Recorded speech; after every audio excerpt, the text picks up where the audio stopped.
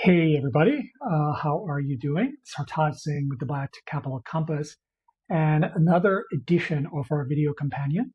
This one looking at Biogen, where we had published a newsletter just a few days ago.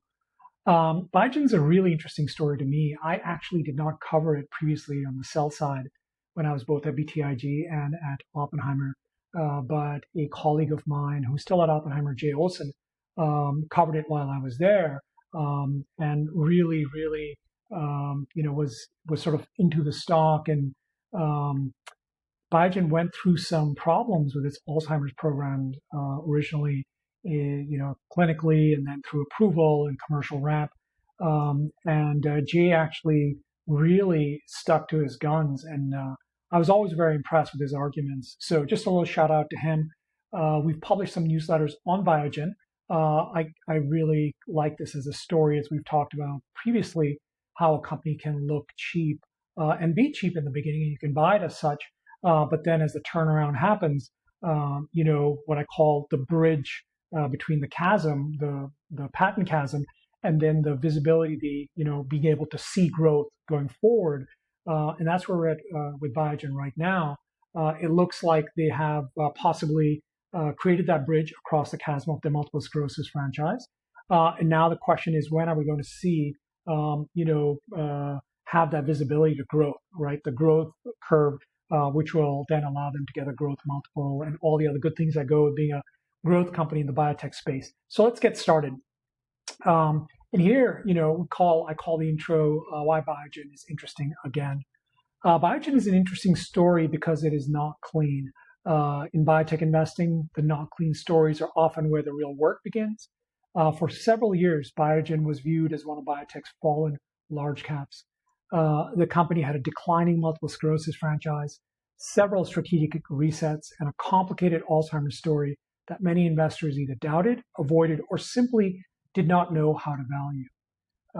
That backdrop matters because when a company spends years disappointing investors, the market does not immediately reward stabilization. It asks for proof. And that is where Biogen is today. So, the next section, I call it the market is no longer treating Biogen as broken. We really do believe that.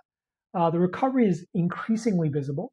Management has stabilized the business, shifted spending away from legacy products and towards growth assets. And the newer portfolio is beginning to matter. Leqembi, Skyclarys, Zurzuvae, Qalsody, and Vumerity are all contributing to a broader growth base. This is not yet a clean growth story. It is better described as a transition story. The first question for investors was whether Biogen could stop the bleeding. Increasingly, the answer appears to be yes. The harder question now is whether the company can compound from here. That is a much higher bar. Talking about the Alzheimer's platform, which is what this company's been known for the last 5 years, and I think that story is still attached to it. It's becoming a little bit more of a pipeline story and less about multiple sclerosis, franchise slowly decreasing in the face of biosimilars. And then people are still focused on Alzheimer's, but let's talk about that a little bit. And I call this section Leqembi and Alzheimer's, from product to platform. Alzheimer's is a good example, of what Biogen is doing. Leqembi is no longer just about quarterly launch revenue. The more important question is whether Alzheimer's becomes a broader treatment infrastructure, diagnosis, biomarkers, infusion or subcutaneous administration, maintenance therapy, patient persistence, and physician workflows. So, these are some of the metrics that Biogen talks about a lot, and really, as they've spent the time and the monies and effort in creating this infrastructure, it's actually now slowly starting to show through in revenues. The recent FDA extension for Leqembi, IQLIK, as a subcutaneous starting dose is a timing setback, but not necessarily a thesis break. The application remains under priority review, and the company said FDA has not raised approvability concerns to date. Still, it reminds us that even when the strategic direction is right, execution can be slow. That is the nature of this story. Now, just remember, Alzheimer's is becoming more competitive. There are other companies competing in this space, and it will continue to do so. And we've been publishing, a series of skeptical lens newsletters talking about when competition can be win-win. And maybe Alzheimer's might be one of those disease areas. Time will tell.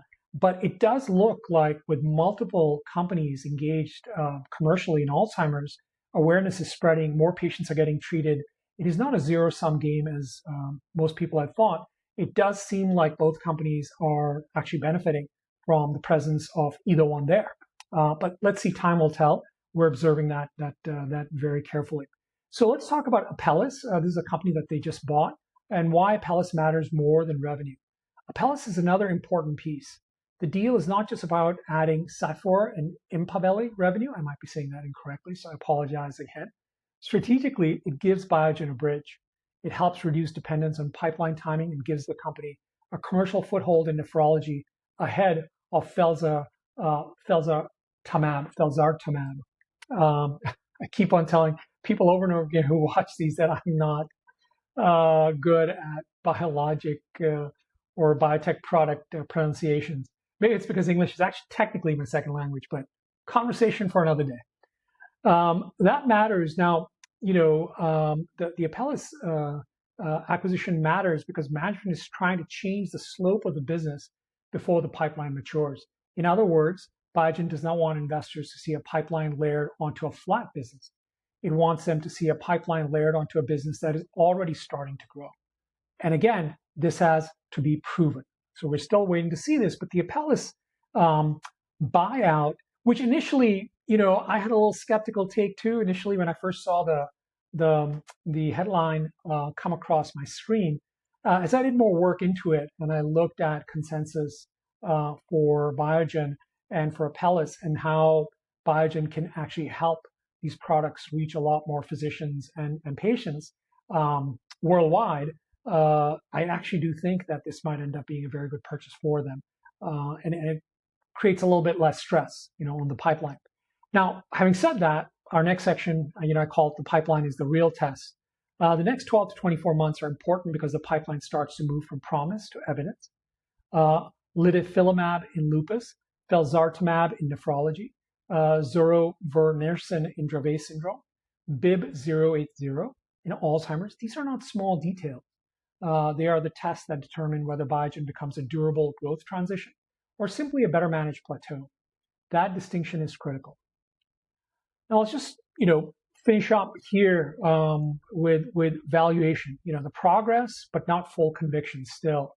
The stock has been working recently, so it has been progressing, but I still think that the full conviction is not there.